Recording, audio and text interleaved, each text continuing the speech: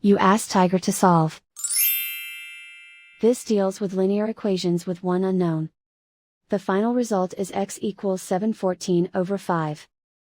Let's solve it step by step. Simplify the expression. Simplify the arithmetic.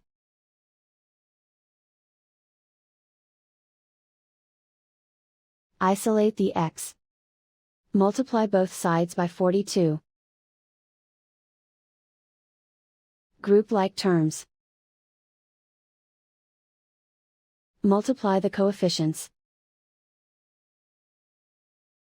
Simplify the fraction. Multiply the fractions. Simplify the arithmetic.